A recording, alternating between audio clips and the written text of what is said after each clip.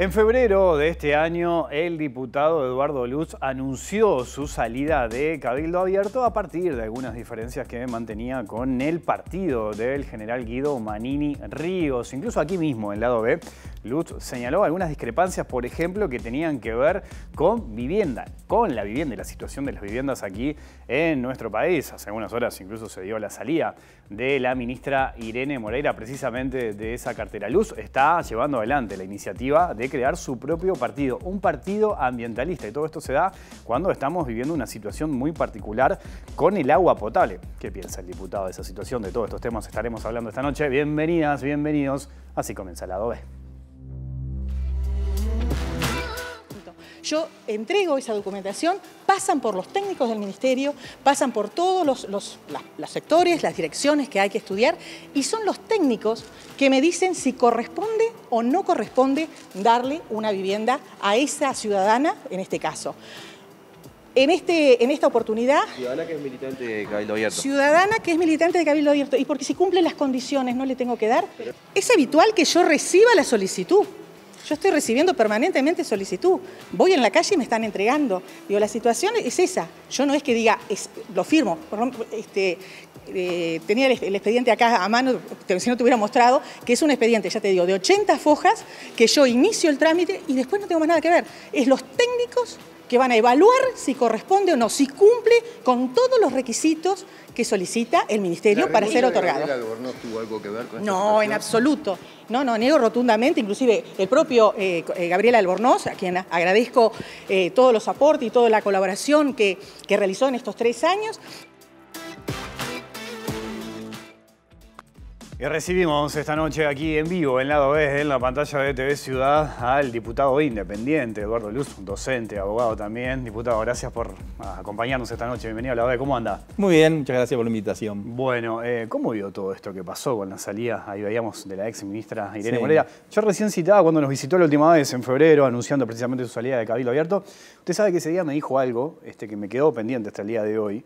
Cuando hablábamos de vivienda y las diferencias que usted mantenía, incluso con algunos compañeros en su momento de Cabildo Abierto, usted me dijo que Uruguay, en cuestión, por ejemplo, de asentamientos, era una vergüenza lo que estaba pasando. Y dijo que era inmoral la situación de los asentamientos y mantenía como algunas diferencias con lo que estaba pasando en vivienda. Bueno, ahora se da la salida de la ministra. ¿Cómo vio todo eso que pasó en las últimas horas? Bueno, lo de los asentamientos yo recuerdo cuando el presidente Jorge Valle asumió, en el discurso de Asunción, él dijo algo que a mí me quedó grabado en el año 2000, ¿verdad? Dice, estamos en un país donde sobra tierra y falta gente. Eso me quedó como una frase. ¿Cómo puede ser que haya gente que viva en unas cunetas? Más o menos fue eso lo que dijo. Y bueno, pasaron 23 años y cada vez hay más gente en lo que llamamos asentamientos. Entonces, es un problema que se soluciona a largo plazo, pero es un tema que este gobierno recién ahora ha empezado, yo diría, con movimientos de tierra, por un problema de descoordinación entre la presidencia y el ministerio. ¿Quién lo hace? ¿Lo hago yo? ¿Lo haces tú? Hubo una discusión fuerte en el presupuesto, a ver quién tenía la competencia, la que iba a hacer la presidencia, la que iba a hacer el ministerio. Y bueno, pero la gente sigue ahí. El otro día el presidente viajó al interior a inaugurar 24 viviendas que son muy importantes, ¿no? No me acuerdo si eran 24, pero sé que era una inversión de $1.800.000. O sea, nos daba unos $75.000 cada vivienda. Pero en el número que se necesita, me parece que se podría haber avanzado más cuando en Uruguay hay dinero para eso, porque para eso hay financiación. En el tema puntual, esto es como fue algo que surgió muy rápido, lo de la ministra Irene Moreira. Es como un drama de Shakespeare. La diferencia es que los dramas de Shakespeare siempre terminan con muertos. Y acá yo diría que tuvo un final aceptable. Porque el final es que Cabildo Abierto sigue en la coalición. Eso es bueno para la coalición. El Ministerio de Vivienda sigue dentro del partido Cabildo Abierto, a pesar de que yo no estoy más en Cabildo Abierto, y ya se designó al ex senador Lozano como titular de la cartera. El problema que hay ahí, que me parece que tiene su importancia, que no, como yo no estoy en la interna lo desconozco, es la relación personal del presidente de la República con el senador Manini. O sea, no hubo un cruce de opiniones, hubo opiniones de un solo lado, porque el presidente nunca contestó. Y el mensaje que envió Cabildo Abierto a la figura, no de la presidencia, que es el órgano, sino del presidente, que es el soporte del órgano, me parece que fue inoportuno esa postura. Ahí empezó el drama. El final feliz fue que Cabildo continúa en la coalición, lo que es bueno para la coalición y también para Cabildo. Ahora, usted dice final feliz, pero eso mismo que cita, esas declaraciones que dice inadecuadas de Manini y Ríos, ¿no cree que puede llegar a dañar el funcionamiento de la coalición, de lo que queda de esta administración? Bueno, ahí lo que me parece que puede suceder es lo siguiente. Esas expresiones creo que dañaron la relación personal entre el senador Manini y el presidente de la República. Ahora, no sé si el funcionamiento de la coalición, porque tal vez esa postura tan firme de los dos, a pesar de que el presidente nunca se refirió a ella, pero no revió su decisión, cosa que no tenía por qué hacer tampoco, le permita a Cabildo avanzar en proyectos que según Cabildo la coalición no le da la celeridad que querrían. Entonces de pronto tiene como consecuencia que, bueno, hay 3 o 4 proyectos que para Cabildo son importantes: la prisión domiciliaria, el refinanciamiento de deudas, la ley de prensa, es decir, una serie de proyectos que están ahí, que no se están tratando, y bueno, el Poder Ejecutivo lo que ha hecho, ha ofrecido proyectos sustitutivos, no al que Cabildo presentó. Y bueno, de repente esa postura firme de Cabildo Abierto permite que esos proyectos para Cabildo Abierto prosperen. Lo que no es demasiado entendible es que durante la coalición, yo le diría que son excepcionales los proyectos que no se aprobaron. Tengo que hacer mucha memoria. Por ejemplo, el único proyecto que se logró la aprobación parlamentaria y que la coalición rechazó fue el proyecto forestal, sí, que se aprobó con el Frente Amplio. Después, en todos los otros proyectos, que fueron muchos y muy importantes, la LUC es la mejor ley del gobierno. Me parece que si al presidente de la República mañana, cuando deje la presidencia, le preguntan cuál fue su mayor aporte, fue la LUC. Porque él inteligentemente en el primer año de gobierno mandó una ley urgente con 400 artículos donde resolvió todos los problemas que iba a tener luego de funcionamiento. Eso, con algunos pequeños cambios que todos los partidos hicieron, incluso el Frente Amplio, de los 400 artículos, el Frente solamente impugnó 130, es decir, que con los demás no tenía dificultad ninguna. Eso se aprobó bien, perfectamente. Después la reforma de la enseñanza, que se viene haciendo por resoluciones administrativas, se le dio el marco legal para que por resoluciones administrativas se lleve adelante. La reforma del Estado, que anuncia que viene en la rendición de cuentas la Oficina Nacional del Servicio Civil, un tema que se habla poco, pero es muy importante, tuvo una reestructura de la carrera de funcionarios. Si bien, la reforma del BPS, del Servicio de Seguridad Social ahora, con algunas diferencias, bueno, se llegó a una solución. Entonces me parece que se hizo mucho en la coalición, mucho, y lo que no se hizo fue muy poco, lo que queda pendiente. Y bueno, Cabildo Abierto con el tema de la vivienda puntual de la ministra, que fue una crisis, es una crisis importante de gobierno. Cuando el presidente le pide la renuncia a un ministro, el ministro lo primero que hace es renunciar. ¿Usted considera que estuvo bien el presidente en pedirle la renuncia? Yo creo que estuvo bien porque el presidente, los ministros son secretarios del presidente. Eso dice la Constitución. Los elige, lo único que le exige la Constitución es que tengan respaldo parlamentario, es decir, no necesita veña, pero tiene que hacer una averiguación a nivel parlamentario a ver si el Parlamento le gusta esa figura como ministro. Y después lo destituye cuando él quiere. Ahora, no hay antecedentes de destitución de ministros de la dictadura para acá. Lo que se hace es, se le expresa la desconformidad con la gestión y el ministro renuncia. Tampoco hay destitución de directores de empresas públicas, que hay un procedimiento para destituirlos. Se le dice, no estoy de acuerdo con tu gestión. Y en este caso puntual, a la solicitud de renuncia del presidente, que tiene la competencia para hacerla, además esto es importante, que es una competencia del presidente solo, no necesita ningún ministro ni nada. Curiosamente, el partido a quien se le solicitaba la renuncia, por entender que había actuado bien, se opuso a ese pedido de renuncia. Si en una declaración, que no fue conferencia, fue una declaración pública, le pidieron al presidente que reflexionara sobre lo que estaba haciendo. Y ahí el presidente, si se hubiera equivocado, que creo que no se equivocó, creo que no iba a cambiar de opinión. Iba a decir, bueno, yo le pido la renuncia porque quiero cambiar de secretario, porque lo que mantiene la secretaría es la confianza. ¿Usted considera que la ministra se equivocó? Porque el presidente entiende que sí, por eso es que le pide la renuncia. Claro, ahí el procedimiento sencillo hubiera sido que la presidencia citara a la ministra, cosa que hizo, la ministra concurriera a la torre ejecutiva, lo que hizo, y en esa conversación que nadie sabe en qué tono fue, la ministra podría haber dicho, bueno, me reuní con el presidente, le llevé la documentación que me respalda, la jurídica de presidencia entiende que esa documentación no me respalda, y en virtud de eso yo le presento mi renuncia.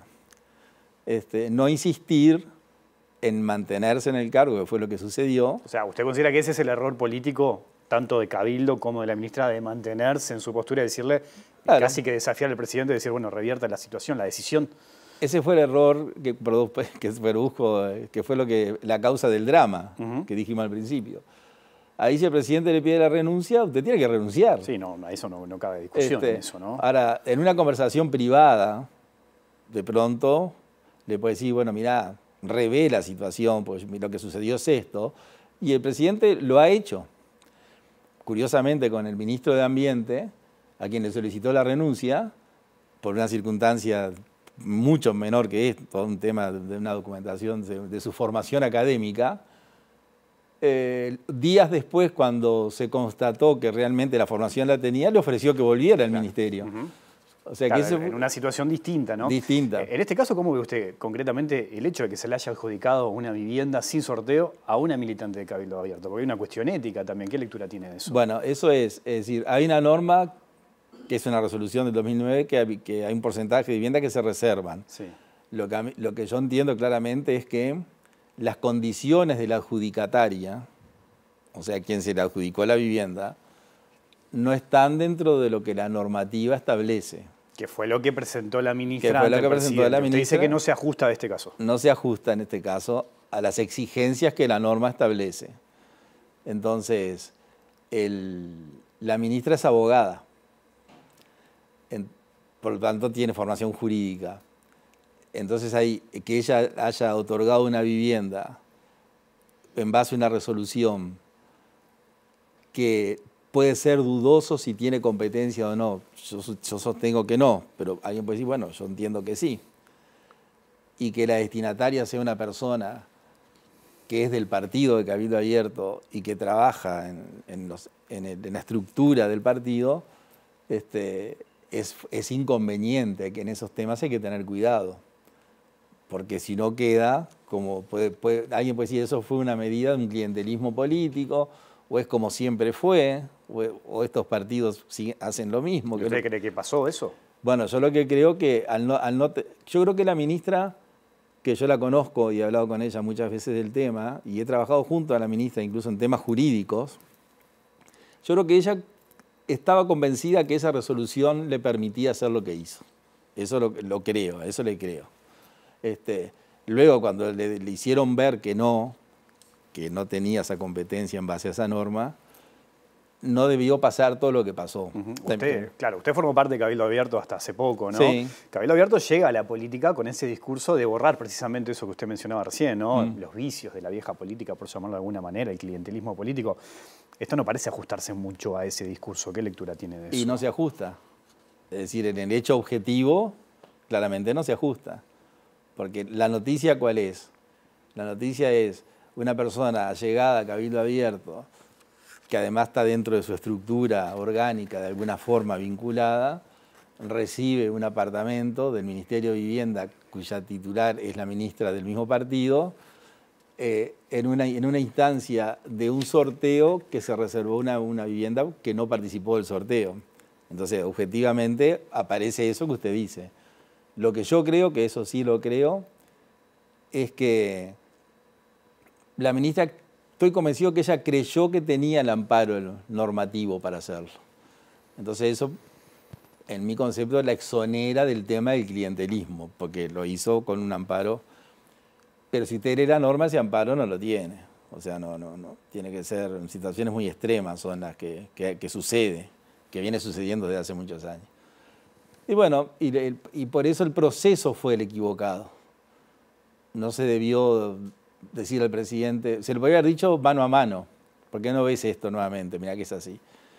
En una conferencia que se creó mucha expectativa, se le dice al presidente que, y se le suma a esa solicitud del presidente, que eso no es solo consecuencia del error de un apartamento, sino que es un modus operandi de la coalición contra todo lo que viene de Cabildo Abierto. Se habló de revanchismo por parte de Manini Ríos, Exactamente, ¿no? De revanchismo. Y ese revanchismo, si uno se pone a pensar, yo que estoy en la actividad legislativa, en los hechos prácticamente se ha aprobado todo.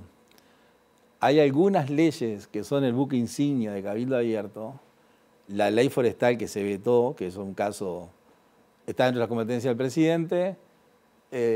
Claramente el presidente siempre manifestó que tiene una política pro-forestal, ¿no? Nosotros insistimos en aprobar la ley, yo estaba en Cabildo, trabajé mucho ese tema. Bueno, el veto del presidente claramente para un integrante de la coalición es un desaire, ¿no? Creo que, bueno, ahí había una publicidad. ¿Cuál era la opción? Bueno, no presentes el proyecto y yo no te lo veto. Del Poder Ejecutivo, en realidad, no del presidente. Bueno, y nosotros dijimos, no, nosotros lo presentamos. Si usted lo quiere vetar, lo veta. Y después de todos los otros proyectos, en todos los otros proyectos, Cabildo ha participado, rendiciones de cuentas, presupuestos, la ley de urgencia y otras leyes innumerablemente más. En alguna puntual están detenidas las leyes porque los temas son muy sensibles. Yo no digo que haya mala voluntad.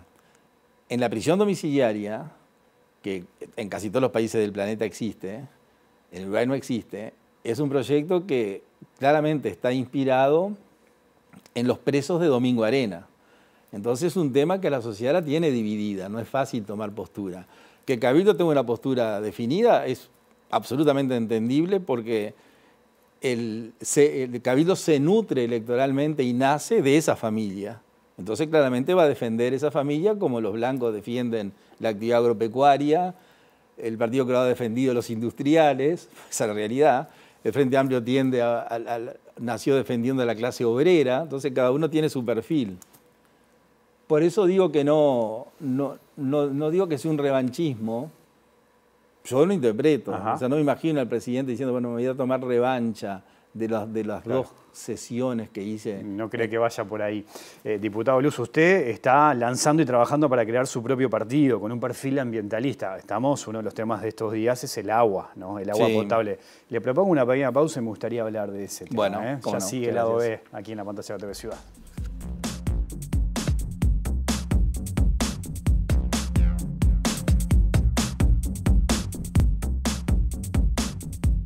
Seguimos en vivo aquí en Lado B, en la pantalla de TV Ciudad, conversando con el diputado Eduardo Luz. Usted integra además también la Comisión de Derechos Humanos, ¿no? Estamos, bueno, viviendo toda esta situación que se está dando con el agua potable, ¿no? La crisis que se viene dando, y pensaba que la Constitución establece que el acceso al agua potable es un derecho. Es un derecho humano. Un derecho humano. En ese sentido, ¿qué lectura tiene de todo lo que está pasando? Bueno, yo nunca imaginé que el Uruguay iba a tener problema de agua, porque acá lo que siempre dijimos que sobraba es el agua. Estamos arriba del acuífero, hay arroyos cada pocos kilómetros, ríos, bueno, tenemos agua por todos lados. Claro, hubo una seca importante que no fue de unos meses, viene de un periodo de años de poca lluvia, ¿no? Se fue acumulando. Y bueno, para mí es un problema muy grave el que hay ahora con el agua. Incluso en épocas de sequía real, digamos, finales del año pasado y los primeros meses de este año, el presidente de OCE, el cual yo considero que es un gran gestor de la OCE, ha sido un buen presidente, cuando lo entrevistaban mucho, no daba una noticia alarmante de la situación. Decía que era un problema importante, pero que siempre había una solución, como un poco como el programa, un lado B, que tenía que ser algo muy, que no podría suceder, que es que la gente se quedara sin agua. Luego vienen las lluvias, o sea, se pidió que se gastara menos, incluso dijo, no, vamos a prohibir, vamos a sugerir que se gaste menos, que no se laven veredas, que no se laven autos. Ahora si el lavadero es oficial y está instalado, que siga lavando. O sea, que daba una sensación de que el problema era, pero no era tanto. Ahora, con bastantes lluvias en estos meses, aparece que ahora tenemos problema con el agua, cuando parecería que no había tanto, porque no era tan grave. Para que la gente consuma menos agua, se baja la presión del servicio que llega a cada casa y se le agrega sal y algún otro producto para desalentar a la gente a tomarla, y se le recomienda que tome agua mineral. Sí, embotellada, ¿no? Que eso genera además otro problema porque no todo el mundo puede acceder a eso. No todo el mundo puede acceder, tiene un costo y la medida es temporal. Pero paralelamente a eso, que es el agua para el humano, estamos promocionando proyectos en el cual estamos regalando el agua dulce, que no es potable, pero se puede potabilizar. Entonces hay una contradicción ahí, ¿no? O sea, va a venir Google a instalar su mega computadora acá, un edificio como la Torre de Antel con 1 millón de computadoras adentro, que para enfriarla necesitan millones de litros de agua dulce cuando están a 10 kilómetros del Río de la Plata, pero la tienen que desalinizar si la sacan, entonces se la van a comprar a OCE. Sí, en principio se la compran a OCE, ¿no? Se la compran a OCE. Bueno, hoy OCE claramente no le vendería el agua, ¿no? No estaría en condiciones. Pero si el sistema funcionara, le estarían vendiendo el agua a Google para que instale su edificio. Y aunque Google se la pague, me parece algo descabellado vender el agua dulce para enfriar un edificio de computadoras. El proyecto de tambores en Paysandú y Tacuarembó, en la línea, el hidrógeno verde, una empresa alemana que le autorizaron 4 pozos al acuífero guaraní para que saquen agua y la descompongan. La vieja fórmula del agua, H2O, ¿no? Que saquen el hidrógeno, bueno, el metano que van a producir, lo van a producir de cierta forma, lo van a transportar a Europa, porque Europa tiene el problema. Nosotros no tenemos problema de energía. El agua que sale del acuífero es gratis, ellos no pagan nada. Por el agua que sacan no le cobran porque es un pozo. Y ahí son miles de metros cúbicos por día, miles de metros cúbicos por día para la producción de hidrógeno que necesitan. La inversión no es tanta, van a hacer la planta, arriendan campos, van a colocarse 80 molinos eólicos, que ahí tienen la inversión, en arrendamientos por 30 años, cuando la ley uruguaya dice que el arrendamiento rural no puede ser más de 20, o sea que van a hacer una ley especial para ese emprendimiento. Después tenemos el tema de UPM, que ya la gente está aburrida de hablar del... Yo estoy siempre el mismo. Usted con todos esos análisis apunta a que no hemos cuidado este recurso en los últimos tiempos. Y después todos los cursos de agua, prácticamente todos, están contaminados. Hace unos días atrás, un medio de prensa de Montevideo sacó un informe muy bueno, que yo lo compartí en un programa de radio que tenemos, lo leímos íntegramente, donde científicamente está comprobado que los niños uruguayos tienen 10 veces más contaminación por el consumo de agua contaminada por agrotóxicos que los niños de Estados Unidos, por ejemplo, que fue el hecho de la que se comparó. Están todos los ríos y arroyos contaminados por la agricultura, por el desarrollo de las grandes inversiones. Y bueno, entonces ahora el agua es un recurso finito. Y ahora llegamos a esta situación que yo sostengo que estos gobiernos, el anterior y no tienen una política. Yo de mañana estuve con el ministro de Ambiente, que fue con su equipo, y ellos hacen un trabajo extraordinario de todos los departamentos que tienen, todos los puntos que atienden, que uno ni se imagina. Yo incluso les sugerí, deberían publicitar eso, el trabajo puntual del ministerio. Pero en los grandes temas, el Estado prioriza la actividad empresarial.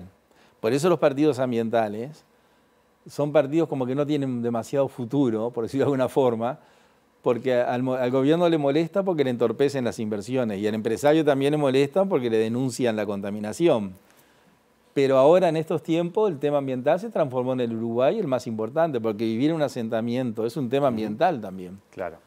Entonces, ahora que tenemos el problema del agua, van a decir que es transitorio. Dicen que es transitorio, claro, hasta que empiece a llover. Pero yo, como integrante de la Comisión de Derechos Humanos, que mañana tenemos sesión, no sé, voy a sugerir a los miembros de la comisión invitar, no para juzgar, sino para que informen a la OCE y al Ministro de Salud Pública, a la ministra o a alguien que ella envíe, a que nos digan la real situación del agua. O sea que va a pedir que se convoque a ellos dos para que expliquen Claro. la situación que hoy estamos atravesando. Que nos expliquen, porque dicen el agua es potable, pero para un cierto porcentaje alto de la población no es recomendable. Bueno, un 37% de la población sí tiene problemas de hipertensión y se recomienda que tome agua envasada, lo que hablábamos recién. No Claro. todo el mundo puede acceder al agua envasada, incluso ahí está la discusión si debería existir alguna exoneración o ayuda para este tipo de personas, ¿no? De esta Claramente. población. Dese cuenta que la ministra, que es una técnica muy formada en administración hospitalaria, la actual ministra de Salud Pública. Karina Rando, dice Sí. usted. Ayer se reunió con la academia. Sí. Parece raro, ¿no?, que ayer la ministra de Salud se reúna con la academia para hablar de este tema. Tendría que haber sido antes. Y me parece que bastante antes. Tendría que haber dicho, mira, a partir de mayo, nosotros con el agua vamos a tomar esta medida, que es un tema de salud pública, el agua potable. El mayor porcentaje de mortalidad infantil en el mundo es la diarrea infantil. Y la diarrea se evita con agua potable. Es decir, que en el mundo falta el agua. Entonces, bueno, no le vamos a decir mañana a la ministra cuando vaya, mire, usted debió ser 15 días antes. Eso no se lo vamos a decir porque no tiene sentido. No vamos a discutir con la ministra. Pero que haya una voz oficial en un ámbito como es el Poder Legislativo, súper oficial, donde hay versiones taquigráficas, actas, etc., donde se nos informe fielmente cuál es la situación real. El artículo 47 de la Constitución, que se incorporó por un proceso de iniciativa popular, una de las últimas reformas, eleva el agua potable, no solamente que la debe administrar el Estado, sino al rango de un derecho humano, yo diría, de primera generación. Lo que citábamos recién. Diputado Luz, tengo que terminar. Le agradezco mucho su visita esta noche a la Dovela. Seguimos en otro momento. Bueno, muchas gracias por la invitación. Nosotros nos vamos, volvemos mañana en vivo después de las 20 horas. Que pasen bien, chao.